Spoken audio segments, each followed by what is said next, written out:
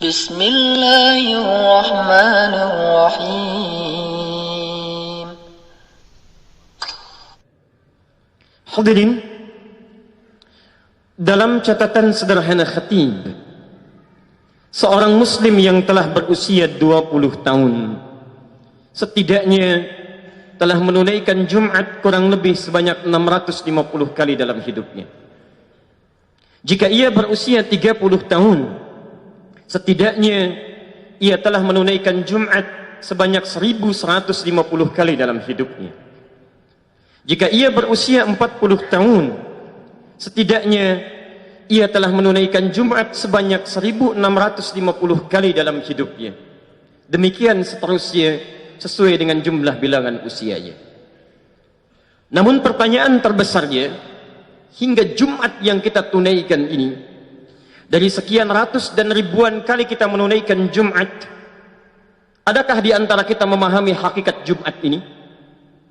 Adakah kita sudah mengerti esensi Jumat ini? Mengapa Jumat dijadikan sebagai pengganti ibadah zuhur? Atau jangan-jangan selama ini di antara sekian ratus Jumat yang kita tunaikan, ribuan kali ruku dan sujud yang kita laksanakan, kita tidak memahami dan belum mengerti tentang hakikat Jumat ini? Jangan-jangan di antara kita menunaikan Jumat hanya sekedar menunaikan ibadah formalitas saja, numpang ikut duduk, mendengarkan khutbah kadang-kadang mengantuk, bahkan ada yang tertidur, kemudian menunaikan sholat 2 rakaat lantas pulang begitu saja. Jika ini yang terjadi, maka bukan itu yang diinginkan dari esensi Jumat yang tertuang dalam Al-Quran dan Sunnah Rasulullah SAW.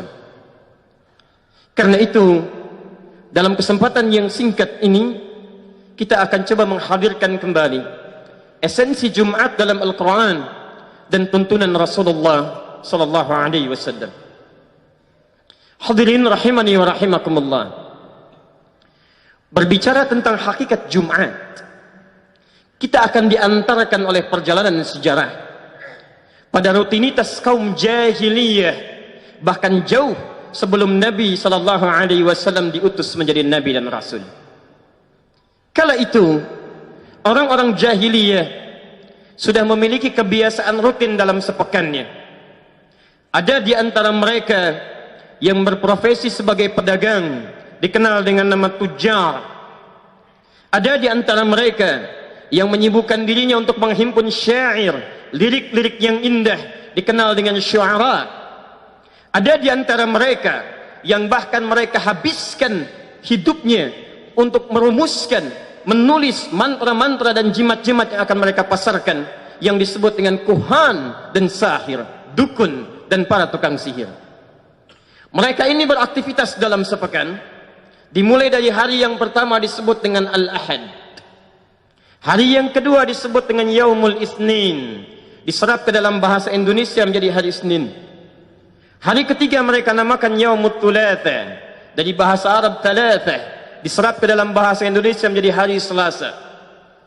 Hari selanjutnya keempat mereka namakan Yaumul Arbi'ah, dari kata Arba'ah, diserap ke dalam bahasa Indonesia menjadi hari Rabu. Hari yang kelima mereka namakan dengan Yaumul Khamis, dari kata Khamsah, diserap ke dalam bahasa Indonesia menjadi hari Kamis. Di sepekan ini, dari hari Ahad sampai dengan hari Kamis, mereka akan sibukkan waktunya untuk menunaikan rutinitas yang tadi telah disebutkan. Bagi para pedagang, mereka akan mengumpulkan harta, sibuk mencari dunia, kumpulkan tenaga untuk mengumpulkan satu tanda kehormatan yang akan mereka kumpulkan pada hari yang ke-6 yang selanjutnya. Demikian para syu'ara, mereka akan pergi ke lembah-lembah, ada yang pergi ke bukit-bukit, mengumpulkan ide-ide cemerlang untuk mendatangkan ilham dan meneruskan puisi-puisi syairnya. Demikian Quran mengilustrasikan di Quran surah ke-26 ayat 224 itu. Demikian kahin, sahir, mereka akan sibukkan waktunya untuk mencari merumuskan mantra-mantra ajaib yang mereka akan kumpulkan dan tampilkan pada hari yang selanjutnya. Di hari apa itu? Hari yang ke-6. Yang uniknya, mereka akan namakan bukan dengan nama bilangan lagi. Tidak disebutkan Yaumus Sadis, hari yang ke-6, atau Yaumus Sittah, atau set yang ke-6, tapi mereka akan namakan dengan nama kebanggaan untuk memamerkan, menunjukkan pesta pora dari hasil kegiatan yang telah mereka tunaikan tadi. Yaumul Arubah. Mereka namakan Yaumul Arubah, hari berbangga diri sebagai seorang Arab, hari untuk menunjukkan kerja keras dan pesta pora dari 5 hari sepekan ke belakang yang telah ditenun. Jadi aktivitas mereka dari mulai hari Ahad sampai hari Kamis, mereka akan kumpulkan demi persiapan di Yaumul Arubah. Pekerjaan dunianya hanya untuk pamer saja, hanya untuk kebanggaan saja, hanya untuk pesta pora saja. Jadi kegiatan dalam sepekan hanya ditujukan untuk berbangga-bangga di akhir pekannya. Cuma kumpul, menyampaikan, menampakkan, dan menunjukkan dengan sifat ria yang muncul pada saat itu. Maka berkumpullah mereka di pusat hiburan yang dinamakan dengan aswaq. Ada di Suq Uqab, Suq Dumatul Jandal. Lalu mereka akan berlomba memamerkan hasil pekerjaan selama sepekan itu. Puncak pertandingannya ada di sekitaran Jabal Qubais yang sekarang menjadi istana raja itu di dekat Ka'bah. Maka mereka akan kumpulkan orang yang hartanya paling banyak, paling kaya, bekerja selama sepekan, maka akan diangkat sebagai hartawan terpandang di zamannya. Maka kita kenal kemudian ada namanya Abu Lahab, ada Abu Jahal, dan golongan-golongan yang lainnya. Ada Abu Sufyan sebelum masuk Islamnya. Mereka termasuk pekerja keras dalam kafilah tujar yang kemudian saking banyaknya hartanya diangkat sebagai tokoh hartawan yang dihormati pada saat itu. Maka naiklah mereka dengan hartanya, dipandang sebagai orang yang paling kaya. Jadi yang kaya tetap kaya, yang budak menjadi budak. Yang hebat semakin meningkat, yang tidak punya apapun nestapa dalam kehidupannya, tidak perhatian dalam sisi kehidupannya, tidak melihat siapa yang ada tetangga di sampingnya. Yang penting saya akan diangkat dan inilah saya. Demikian para syuara, mereka akan berlomba menampilkan syair-syair terbaiknya. Ada Imrul Qais, ada Nabigah Az-Zibyani, ada Zuhair bin Abi Salma, ada Al-Khutayyah. Dan yang paling hebat syairnya, yang paling bagus liriknya, akan ditulis dengan tinta emas dan ditempelkan di dinding Ka'bah yang disebut dengan mu'allaqat itu, yang kelak di zaman Islam akan digantikan dengan kiswah yang dituliskan dengan tinta emas juga. Demikian kahin, dukun, sahir, tukang sihir, mereka akan pamerkan mantra-mantra terbaiknya yang mereka rumuskan selama sepekan ke belakang. Mereka akan tampilkan. Maka yang paling unggul mantranya, dialah yang akan menjadi tokoh sentral spiritual yang menginspirasi semua lekuk kegiatan dan merumuskan serta mengizinkan apakah kegiatan terjadi atau tidak dengan izin mereka. Demikianlah hadirin, selama sepekan kegiatan hanya untuk dunia, dunia, kumpul, pamer, pesta, pora, hiburan, menunjukkan saya yang paling atas, ini yang paling rendah. Allahu Akbar. Setelah Nabi SAW diutus menjalankan risalah, menampilkan keindahan Islam, Allah Subhanahu wa ta'ala berkehendak untuk menunjukkan prototipe kehidupan baru yang beda dengan tipikal rutinitas jahiliyah. Bagi orang beriman mesti beda jalan kehidupannya dengan yang belum beriman. Bagi orang beriman mesti lain cara hidupnya dengan orang-orang jahiliyah yang belum beriman. Maka sesaat sebelum berhijrah ke Al-Madinah Al-Munawwarah itu, Allah turunkan satu ayat dalam satu surah yang akan melahirkan satu sejarah menunjukkan perbedaan karakteristik jahiliyah dengan orang-orang beriman. Turunlah Quran surah Al-Jumu'ah ayat ke-9, posisi paling kiri sebelah atas itu. Perhatikan kalimatnya dan mari kita lihat esensinya. Ya ayyuhalladzina amanu idza nudiya lis-salati min yaumil jumu'ati fas'au ila dzikrillahi wa dzarul bai' dzalikum khairul lakum in kuntum ta'lamun. Allahu akbar. Allahu akbar. Allah memanggil orang-orang beriman untuk membedakan dengan yang belum beriman. Kemudian akan memberikan sesuatu yang penting yang menunjukkan karakter yang berbeda dengan yang belum beriman. Ya ayyuhalladzina amanu, hei orang-orang yang telah menyatakan dirinya beriman kepada Allah Subhanahu wa ta'ala, idza nudiya lis-salati min yaumil jumu'ah, jika kalian kemudian diseru untuk mendekat kepada Allah menunaikan salat di hari Jumat. Hadirin, namanya kemudian dirubah oleh Allah Subhanahu wa ta'ala. Orang yang terbiasa berkumpul-kumpul yaumul arubah, kumpul untuk bangga, kumpul untuk pamer, seketika dengan turunnya ayat ini, hari untuk orang beriman dirubah namanya oleh Allah menjadi Jumu'ah, bukan arubah. Bagi jahiliyah yang belum beriman arubah, bagi kalian orang-orang beriman Jumu'ah.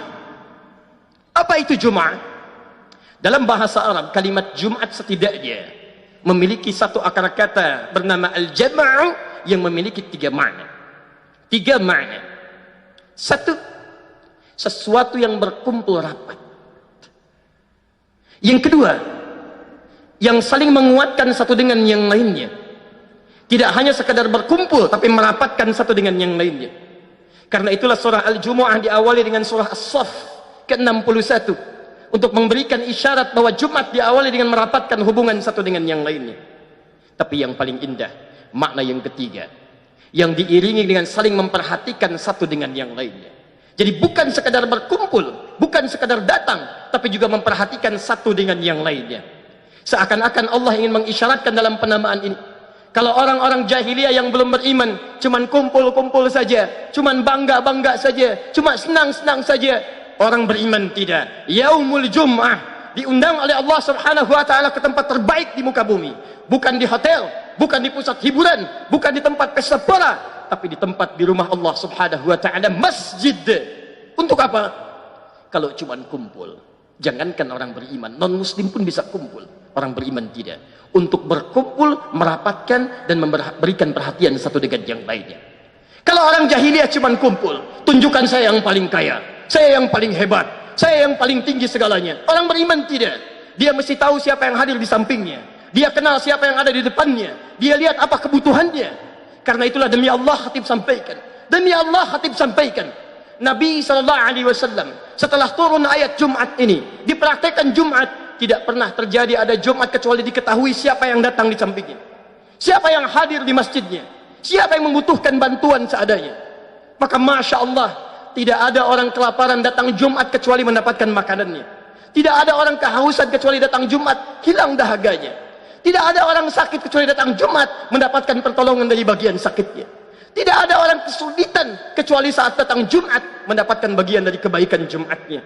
Sulaik al-Ghatafani, bukan penduduk Madinah, datang ke masjid Nabi SAW. Kemudian masuk, tiba-tiba langsung duduk. Ditunjuk oleh Nabi SAW, dikatakan, "Idza dakhala ahadakumul masjid fala yajlis hatta yusalli rak'atain." Kalau di antara kalian ada yang masuk masjid ingin i'tikaf, jangan langsung duduk, awali dengan salat 2 rakaat. Hadirin, ulama hadis sepakat mengenai hadis ini. Ini bukan ingin menunjukkan esensi tahiyatul masjid. Ini hadis yang terpisah. Karena orang Madinah sudah paham dengan hukum tahiyatul masjid. Tapi Nabi ingin menunjukkan ini ada teman kita. Bukan berasal dari Madinah. Belum tahu kebiasaan di masjid. Ketika Nabi menunjuk wajah sahabat ini, maka semua mata tertuju kepadanya. Melihat siapa beliau. Apa keperluannya. Apa yang ingin dibantu. Dan tidaklah Sulaik meninggalkan Madinah, masjid Nabi SAW, kecuali selesai seluruh keperluannya. Datang seorang ke masjid Nabi SAW. Lantas Nabi melihat orang itu, mengatakan pada para sahabat, siapa yang mau menjamunya? Semua berebut mengangkat tangan. Bukan si fulan, bukan si fulan. Allahu Akbar. Semua mengangkat tangannya mengatakan, bala ana ya Rasulullah. Saya ya Rasulullah. Anda tahu siapa yang dipilih oleh Nabi? Orang pertama yang mengangkat tangan, yang membawa ke rumahnya, yang menyiapkan di rumahnya, menyampaikan kepada istrinya, kita akan kedatangan tamu, kita jamu malam harinya. Tidurkan anak-anak terlebih dahulu. Engkau temani mereka tidur. Siapkan hidangannya di meja makan. Aku akan temani. Ketika ditemani dalam makannya, Masya Allah, dipadamkan cahayanya. Makan seolah-olah berdua. Yang satu makan dengan lahapnya, yang satu ternyata hanya mengambil udara saja. Menunjukkan seakan-akan dia sedang makan. Padahal di rumahnya tidak punya bekal makan. Kecuali satu porsi itu saja. Anda bisa bayangkan. Semangat Jumat yang dididik oleh Nabi SAW menghadirkan Jumat solusi. Bukan cuma Jumat kumpul-kumpul. Lantas besoknya Nabi mengatakan, Masya Allah, ada ahli surga yang menjamu seorang tamu tadi malam. Jumat solusi.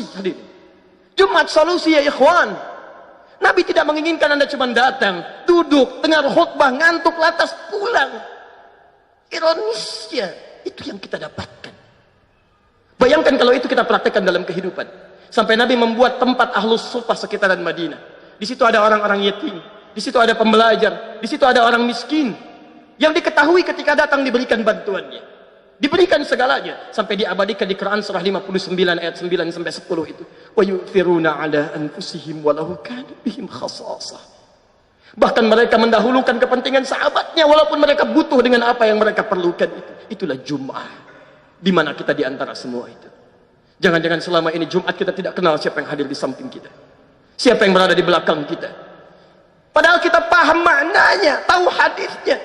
Antum hafal hadisnya, al-mu'minu lil mu'mini kal bunyani yashuddu ba'dahu ba'dha. Mukmin satu dan yang lainnya bagaikan satu bangunan yang saling mengokohkan. Antum hafal hadisnya, mukmin satu dan yang lainnya bagaikan satu tubuh yang kalau sakit dia bisa merasakan. Itu semangat dari Jumat, turunan hadisnya. Wallahi ainal an min haqiqatil Jum'ah. Mana sekarang hakikat itu?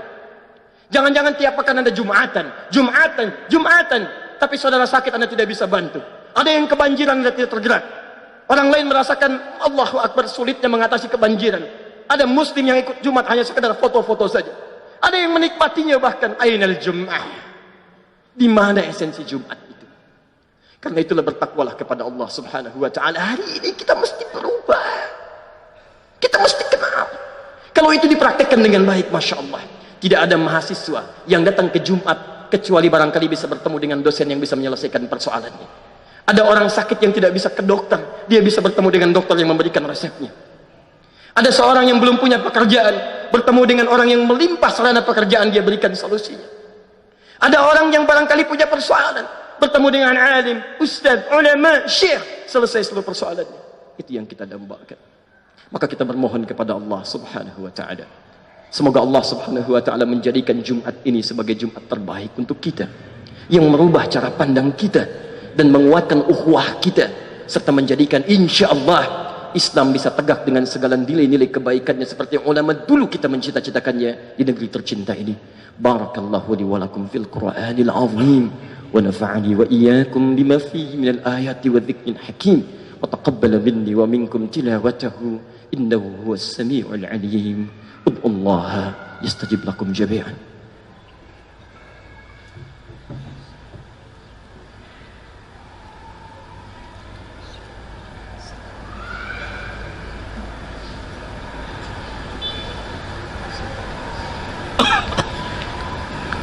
Alhamdulillah wassalatu wassalamu ala rasulillah wa ala alihi wa sahbihi wa mawana.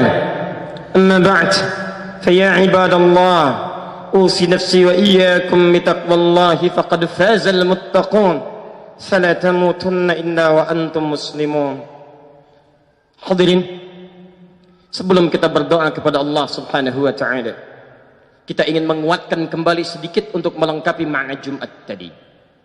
Setelah kita paham bahwa Jumat itu adalah Jumat solusi, Jumat ukhuwah, Jumat untuk mengeratkan silaturahim di antara kita, lantas kemudian Allah ingin mengingatkan kepada kita, tidak cukup dengan berkumpul saja.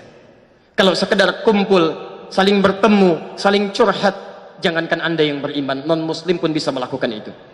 Maka diteruskan kalimatnya dengan fas'au ila dzikrillah. Ini bagian penutup yang paling penting. Maka hei, orang-orang yang telah menyatakan dirinya beriman kepada Allah, setelah kalian berjumpa, berkumpul, melihat, saling menguatkan satu dengan yang lainnya, maka bergegaslah untuk berzikir kepada Allah Subhanahu wa taala. Zikir. Kalimat zikir tidak disebutkan dalam Al-Qur'an kecuali segala aktivitas yang menjadikan kita ingat dengan Allah Subhanahu wa taala. Antum ba'da salat menyebutkan kalimat-kalimat thayyibah. Quran surah 4 ayat 103. Fa idza qadaytumus salata fadhkurullaha.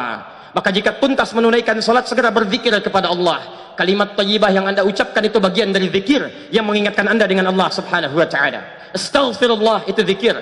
Hadis Muslim hadis 591. La ilaha illallah wahdahu la syarika lah, lahul mulku wa lahul hamdu wa huwa ala kulli syai'in qadir. Itu zikir. Hadis Muslim hadis 593. Subhanallah walhamdulillah wa la ilaha illallah wallahu akbar. Itu zikir. Hadis Muslim hadis 597. Anda yang kemudian berdoa, itu pun zikir. Quran surah kedua ayat 152. Fadhkuruni adzkurkum. Maka ingatlah saya, minta berdoa kepada saya, maka aku akan kabulkan dan mengingat kepada engkau. Zikir, doa bagian dari zikir. Ibnu Majah nomor hadis 925. Tidak pernah Nabi SAW meluangkan waktu dalam hidupnya kecuali selalu berdoa kepada Allah Subhanahu wa taala, bahkan selepas salatnya. Nabi mengatakan, Allahumma inni as'aluka ilman nafi'a wa rizqan halalan thayyiba wa amalan mutaqabbala. Doa itu bagian dari zikir. Membaca Al-Quran itu zikir. Bahkan Quran disebut dengan zikir. Quran surah ke-15 ayat ke-9. Inna nahnu nazzalna dzikra wa inna lahu lahafizun. Sungguh kami telah menurunkan Quran ini sebagai zikir. Jadi ketika Anda sedang membaca Quran, Anda sedang berzikir kepada Allah Subhanahu wa taala. Menghafal Quran, bahkan itu zikir dan lebih tinggi dibandingkan dengan membaca Al-Quran. Disebutkan 4 kali bahkan di satu surah. Surah ke-54 ayat ke-17, ayat ke-22, ayat 32, ayat ke-40. Walaqad yassarnal Qur'ana lidzikri fahal min muddakir. Sungguh kami telah mudahkan Al-Quran untuk diingat. Menghafal Quran, mengingat Quran disebut oleh Quran sebagai zikir. Jadi penghafal Quran, ketika sedang menghafalkan Qurannya, dia sedang berzikir kepada Allah Subhanahu wa ta'ala. Bahkan orang Islam itu bukan cuma sholatnya, baca Al-Qurannya, Masya Allah, bukan cuma istighfarnya, doanya, tapi semua aktivitasnya harus menjadi zikir pada Allah Subhanahu wa ta'ala. Quran surah ketiga ayat 191. Alladzina yadhkurunallaha qiyaman wa qu'udan wa 'ala junubihim. Orang-orang beriman itu, ulul albab itu, semua aktivitasnya dijadikan sebagai zikir kata Allah Subhanahu wa ta'ala. Jalannya zikir, duduknya zikir, makannya zikir, bekerjanya zikir. Hadirin, ingat kepada Allah Subhanahu wa ta'ala. Beda antara orang yang berjalan dengan zikir dengan orang yang berjalan tanpa zikir. Orang yang zikir ingat kepada Allah, maka dia akan berjalan sesuai dengan aturan Allah Subhanahu wa ta'ala. Mustahil ada orang jalan beringat kepada Allah kemudian dia berjalan dengan melanggar ketentuan Allah Subhanahu wa ta'ala. Dia akan jaga pandangan karena dia saat memandang ingat dengan Allah Subhanahu wa ta'ala. Allah turunkan ayat di Quran surah ke-24 ayat ke-30. Wa qul lil mu'minina yaghuddu min absarihim. Katakan bagi para pria-pria yang beriman, jalannya menatap harus pada yang diaturkan oleh Allah Subhanahu wa ta'ala saja. Yang baik-baik lihat, yang tidak baik menurut Allah palingkan. Makannya zikir. Mustahil ada orang yang makan mengingat Allah kemudian menyentuh makanan yang tidak disukai oleh Allah Subhanahu wa ta'ala. Kerjanya zikir. Mustahil ada orang bekerja, memegang penanya, ingin tanda tangan proyek dalam pekerjaannya. Saat itu dia ingat kepada Allah Subhanahu wa ta'ala, tapi mampu menggerakkan tangannya untuk tanda tangan proyek yang tidak diridhai oleh Allah Subhanahu wa ta'ala. Harusnya semuanya zikir. Zikir. Sekarang tunjukkan pada kami, ikhwah sekalian, dari sepekan ke belakang yang telah kita jalani sampai Jumat ini, berapa aktivitas kita yang menjadi zikir dalam kehidupan kita? Jangan-jangan kemarin ke pekan ke belakang, Masya Allah, zikir salat kita belum maksimal. Salat disebut zikir di Quran surah ke-20 ayat ke-14. Wa aqimis salata li dzikri. Tunaikan salat sebagai zikir kepadaku. Cek bagaimana kualitas zikir salat kita dalam sepekan ke belakang. Jangan-jangan kemarin saja salat kita masih belum berjamaah. Itu pun tidak dilakukan di masjid. Sahabat Nabi sudah mengejar sunnahnya.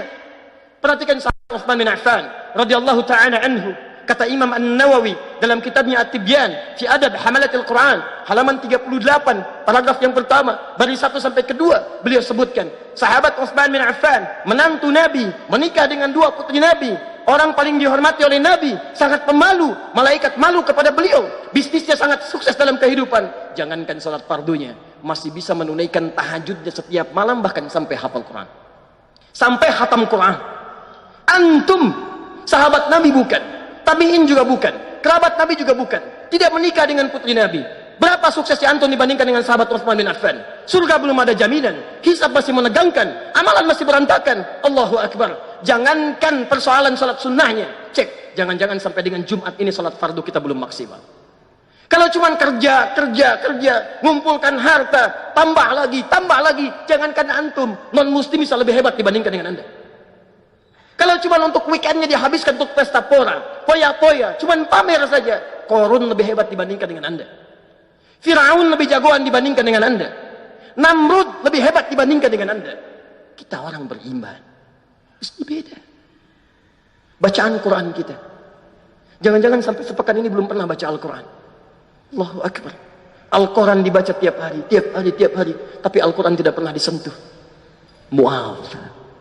Sebagai akhir dari bahasan khutbah kita, seorang anak usia 4 tahun tinggal di Asyut di Mesir. Satu kali anak ini matanya buta, keluarga sederhana, ingin menghafal Al-Quran,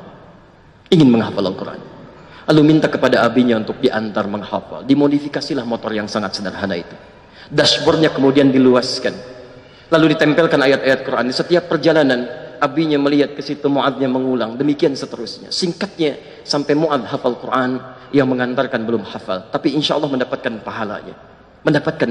Seperti hadis Muslim nomor hadis 1893 dan di At-Tirmidzi nomor hadis 2915. Secara singkat, ketika berhasil menghafalkan Qurannya, bahkan makhrajnya sesuai dengan syekhnya, menjadi viral kisahnya di media di Timur Tengah. Maka datanglah reporter dari Kuwait ingin merekam dan bertanya kepada beliau ini, untuk apa menghafal Quran ini?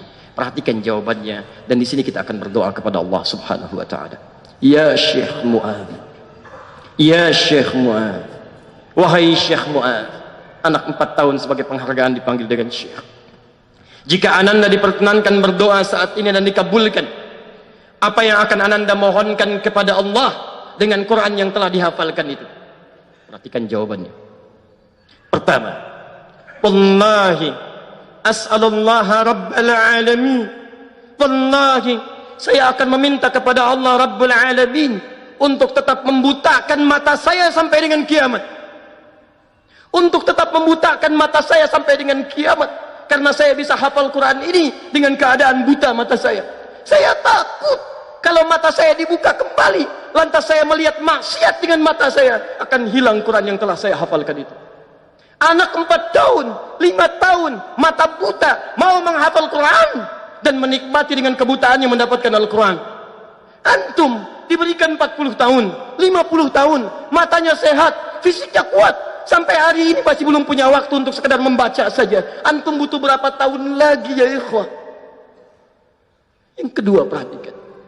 Wallahi, dia katakan, demi Allah, kata Mu'adz kecil ini, saat saya datang di akhirat nanti, menghadap kepada Allah, indama ji'tu li rabbi yawmal qiyamati yawmal hisab wala yusahibni abi, dan ayah saya tidak mampu lagi menemani saya, wala ummi, dan tidak ada ibu saya. Faji'tu fardan, kemudian saya akan sendirian, badan saya gemetar, tangan saya bergetar, kaki saya bergetar. Saya akan bermohon kepada Allah, ya Rabb, ya Rabb, saya telah berusaha menghafalkan Quran sampai datang di hadapanmu saat ini. Maka jika itu semua belum cukup menjadikan saya mendapatkan ridhamu dan harus dihukum di neraka, mohon ya Rabb, kurangi siksaan saya dengan Quran yang telah saya hafalkan ini. Mohon kurangi hukuman saya ya Allah dengan Quran yang telah saya hafalkan ini. Ada anak kecil usia 4 tahun, usia 5 tahun, matanya buta, menghafalkan Qurannya sebagai persiapan zikir menghadap kepada Rabbnya. Itu pun masih merasakan kurang dalam hidupnya. Antum diberikan 40 tahun, 50 tahun dengan segala keluasannya sampai Jumat ini, berapa persiapan zikir yang akan dibawa menghadap Allah Subhanahu wa taala. Karena itulah Allah panggil cepat anak-anak Palestina yang masih berusia 4 tahun, 5 tahun. Saking sayangnya Allah kepada mereka, cepat pulang. Kamu cuma makan setengah roti, dibagi untuk 16 orang. Minumannya diracun dulu, Masya Allah. Tidak mudah hidupnya, tapi Masya Allah semangat mereka menghafal Quran. 4-5 tahun sudah 30 juz, rata-rata 15 juz. Begitu pesawat drone itu datang di kejauhan, dari atas mengintai, para penghafal Quran akan mengatakan, itu di bom itu tertulis nama saya akan pulang duluan. Yang lain mengatakan, tidak, saya akan pulang duluan. Yang lain berkata, tidak, saya yang pulang duluan. Masya Allah. Karena itu Allah sayang kepada mereka, dipanggil lebih cepat. Karena untuk mendapatkan nikmat alam kubur sebagai pembuka surga. Quran surah ketiga ayat 169 itu. Wala tahsabanna alladziina qutilu fi sabilillahi amwata bal ahya'un 'inda rabbihim yurzaqun. Hei, Anda jangan kira orang-orang wafat di jalan Allah itu wafat begitu saja, tapi kami akan limpahkan rezeki yang lebih mewah di alam kubur. Sampai mereka berkata, wa yastabshiruna bil ladziina lam yalhaqu bihim min khalfihim alla khaufun 'alaihim wa lahum yahzanun. Mereka akan berkata, kalau mampu, mereka akan pulang kepada orang-orang yang belum menyusul mereka. Akan dikatakan, kalian jangan nangis ya, jangan sedih ya. Hei orang-orang Indonesia, jangan tangisi saya. Hei orang-orang sekitaran, jangan tangisi saya. Di sini lebih enak dibandingkan dengan kalian. Kalau bisa cepat menyusul ke sini. Kita ada di mana? Barangkali kita dihidupkan sampai Jumat ini karena menurut Allah belum cukup bekal kita. Harus banyak meningkatkan zikir kita kepada Allah Subhanahu wa taala. Banyak meningkatkan taubat kita kepada Allah. Karena itulah marilah kita berdoa kepada Allah Subhanahu wa taala agar Allah menguatkan hati kita untuk berubah mulai Jumat ini. Mau sampai kapan lagi? Jika Anda belum mampu berlomba dengan orang soleh meningkatkan kebaikan, maka seharusnya Anda mulai berlomba dengan para pendosa untuk beristighfar dan bertobat kepada Allah Subhanahu wa taala. Karena itu mari kita berdoa dengan khusyuk.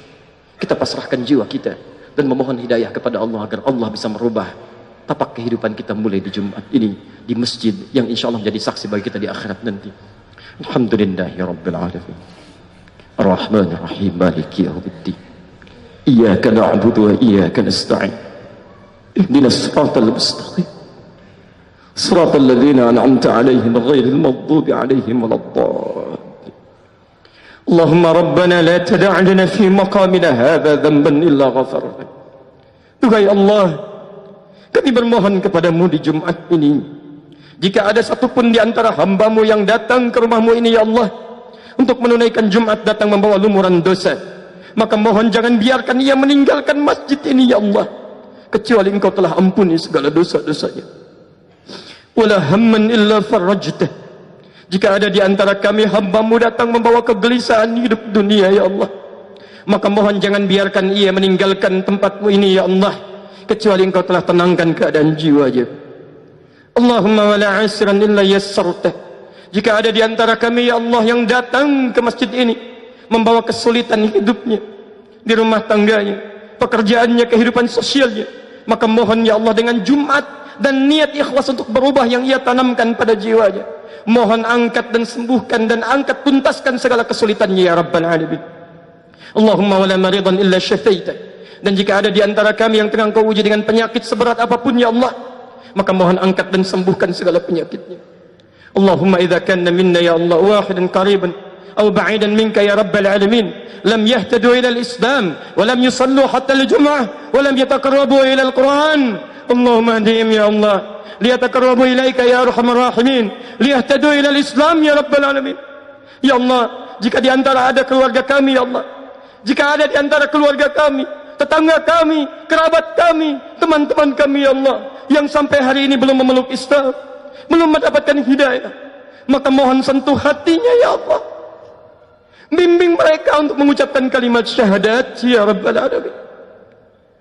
Jika ada di antara kami ya Rabbal Alamin sudah menyatakan dirinya beriman, masuk Islam, tapi masih menjauh darimu ya Allah, masih banyak bermaksiat, masih jauh dalam menunaikan salat, belum mau mendekat kepada tuntunan Al-Quran, maka sebelum Kau wafatkan ia ya Allah, mohon di hari ini Kau berikan hidayah ya Allah, sentuh hatinya ya Allah. Allahumma rizukhu ni'matat taubah. Ya Allah, berikan kenikmatan taubat kepadanya ya Allah. Sadarkan bahwa kehidupannya tidak lama ya Allah. Sadarkan ia bahwa ia kapan saja bisa wafat menghadapmu ya Allah. Allahumma rizukhu ni'matan thayyibah wa hayatan fiha husnul khatimah. Wa yaqulu ya Allah la ilaha illallah Muhammad Rasulullah. وتقول لنا يا رب العالمين بكلمة مطمئنة يا أيتها النفس المطمئنة ارجعي إلى ربك راضية مرضية فادخلي في عبادي وادخلي جنتي. Ya Allah, berikan kami kesempatan untuk wafat dalam keadaan husnul khatimah, mampu mengucapkan kalimat la ilaha illallah Muhammadur Rasulullah. Dan Kau katakan kepada kami dengan panggilan yang indah, ya ayyatuhan nafsul mutmainnah, hei jiwa-jiwa yang tenang, irji'i ila rabbika radiyatan mardiyah, cepat pulang sini kembali kepada Rabbmu yang penuh dengan keridhaan. Fadkhuli fi ibadi, ayo cepat masuk dalam golongan hambaku yang sudah aku nantikan. Wadkhuli jannati, nikmati surga pendahuluan yang sudah aku siapkan. Mohon ya Allah, mohon jadikan kami termasuk dalam golongan itu ya Rabbal Alamin. Unsurna ya Allah minal qaumil kafirin. Mohon tolong kami ya Allah dari pengaruh-pengaruh buruk yang mampu menjauhkan kami dari ketaatan kepadamu ya Rabbal Alamin. Unsurna minasyaitonir rajim. Mohon tolong kami dari pengaruh setan yang terkutuk. Allahumma unsurna ya Allah minadh dhalimin. Mohon tolong kami dari pengaruh orang-orang zalim dalam kehidupan kami ya Allah. Wa nakhussuka bid-du'a li akhwatina fi Filistin وفي سوريا وفي العراق وفي أفغانستان وفي روحانيا. اللهم اصبرهم يا الله، اللهم انصرهم يا رب العالمين. اللهم انصرهم ya Rabb. Kami mohon ya Allah, kami mohon di Jumat ini kami khususkan doa untuk saudara-saudara kami di Palestina, di Syria, di Afghanistan, di Irak, di Rohingya. Kami mohon tolong mereka ya Allah. Sabarkan mereka ya Allah. Dan ampuni kami yang belum mampu menolong mereka dalam kebaikan. Allahumma khafif hisabana. Ringankan hisab kami ya Allah. Karena tak mampu menolong mereka dalam kebaikan. Allahumma la tuhasibna an da'afina fi nusratil aqsa. Mohon ringankan hisab kami, ampuni kami ya Allah yang tidak mampu mempertahankan Aqsa. Ampuni kami ya Rabb. Allahumma ja'al baldatana hadhihi Indonesia baldatan thayyibatan wa anta tarda. Ya Allah, mohon jadikan negeri kami Indonesia ini negeri yang Engkau ridai, Engkau berkah. Allahumma hdi umara'ana. Ya Allah, mohon bimbing para pemimpin kami. Anugerahkan hidayah kepada mereka ya Allah, untuk mendekat kepada ketentuan-Mu ya Rabbal Alamin. Allahumma ya Allah ulama'ana wahfidhu. Dan mohon bimbing para ulama kami serta jaga mereka ya Allah. Waj'alhum minal mukhlasin. Jadikan mereka orang-orang ikhlas dalam berjuang. Allahumma wahid sufufana wa jannibna minat tafruq. Satukan saf kami ya Allah. Mohon tanamkan kelembutan di hati kami untuk bersatu dalam kebaikan. Jauhkan kami dari perpecahan ya Allah. Himpun kami ya Rabbal Alamin dalam ridha-Mu. Rabbana atina fid dunya hasanah, fil akhirati hasanah, wa qina adzabannar. Mohon anugerahkan kami segala kebaikan di dunia ini yang mampu kami dapatkan, dan segala kebahagiaan di akhirat yang mampu kami raih. Syafaat-Mu ya Allah, syafaat Quran-Mu ya Allah, syafaat Nabi Muhammad sallallahu alaihi wasallam. Dan bimbing kami untuk mendapatkan teman-teman yang saleh di sekitaran kami, yang mampu menjadi teman-teman kami yang Kau sebutkan di Quran-Mu itu ya Allah. Ma'an nabiyyin was-siddiqin wasyuhada'i was-salihin ya Allah. Allahumma laqad da'awnaka kama amartana fa'ajib du'ana kama wa'adtana. Ya Allah, kami telah datang ke Jumat ini beribadah kepadamu, memohon dengan khusyuk seperti Engkau perintahkan. Maka mohon kabulkan doa-doa kami seperti apa yang telah Engkau janjikan. La tudayyi'an dumu'ana. Mohon jangan sia-siakan air mata kami ya Allah. Mohon ya Rabb. Jika dengan semua ini Engkau belum kabulkan juga dengan doa kami, maka mohon tunjukkan kepada kami dengan cara apa lagi kami mesti bermohon kepadamu ya Rahman. Bifadlika subhana rabbika rabbil izzati amma yasifun. Wassalamun alal mursalin. Alhamdulillahi rabbil alamin. Ibadallah, Allah ya'muru bil 'adli wal ihsan wa ita'i dzil qurba wa yanha 'anil fahsya'i wal munkari wal baghi ya'izukum la'allakum tadhakkarun wa la dzikrullahi akbar wallahu ya'lamu ma tasna'un. Aqimus shalah. Rahmatullah.